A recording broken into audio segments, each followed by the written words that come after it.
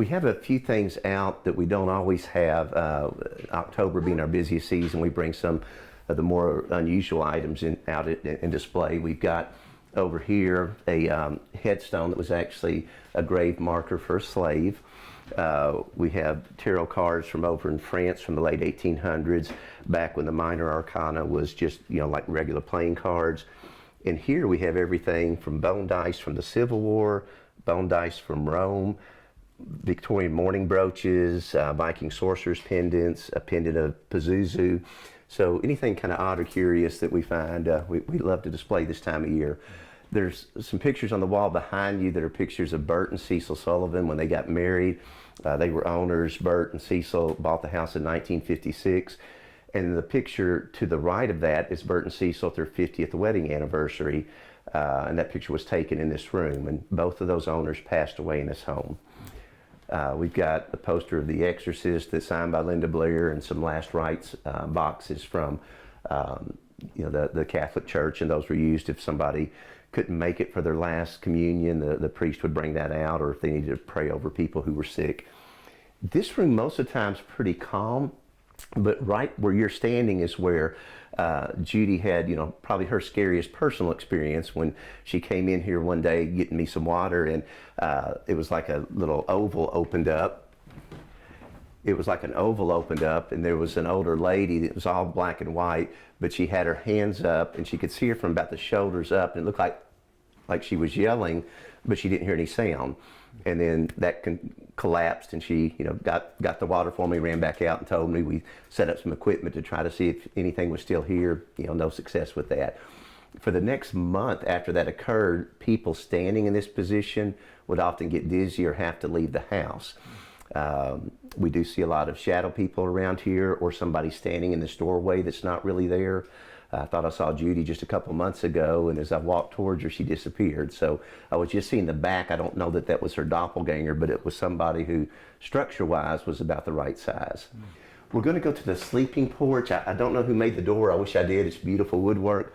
We do know that Dr. Myron Jones added this on back in the 1930s. He was the last practicing doctor that lived here. This is our latest addition. This is an Oddfellow skeleton. It's a true skeleton, human skeleton.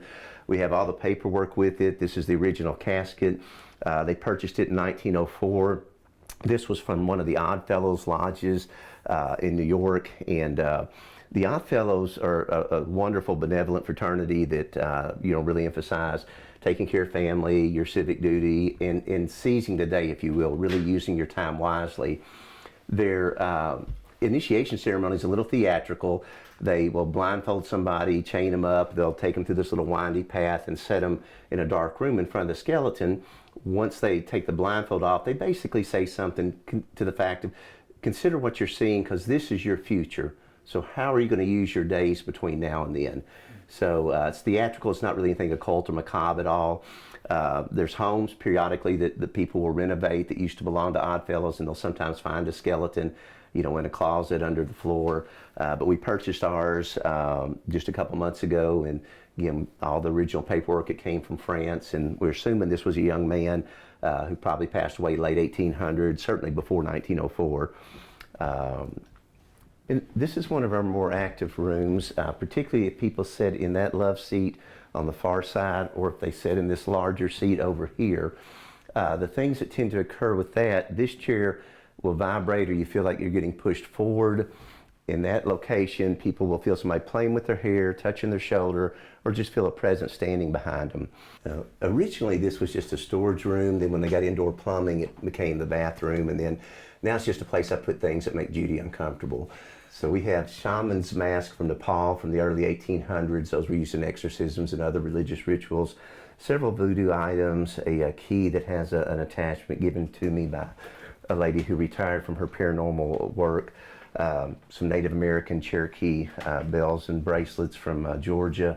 One of the Nasiki figures from over in the Congo.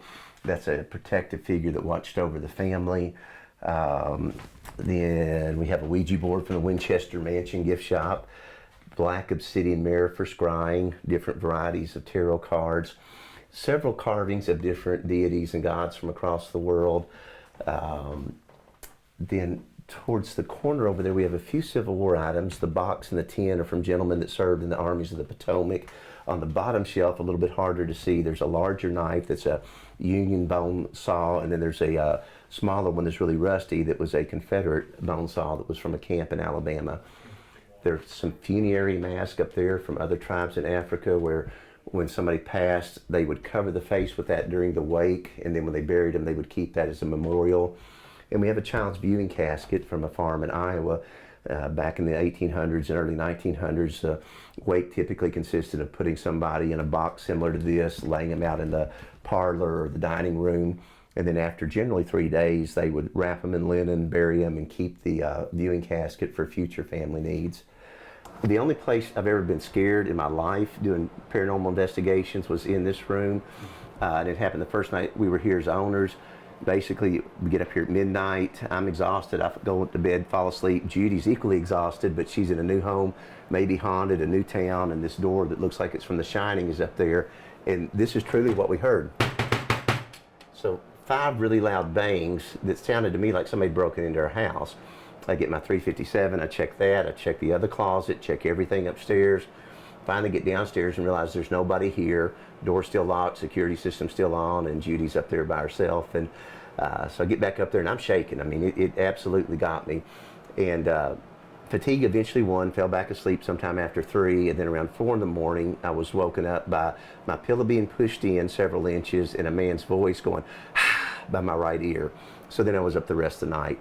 And this is where the last month when we came up here, we got in, close to midnight. Our car's parked a little bit more to the side maybe, but close to where it is. The hatch is up. I take a load in, set it down, and as I come back out, Judy's at the back of the car, and she jumps back and screams.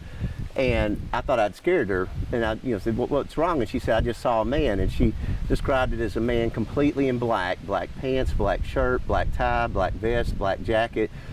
Face was black, but not developed like you'd expect. So it looked more like a mannequin type face, kind of a blank face.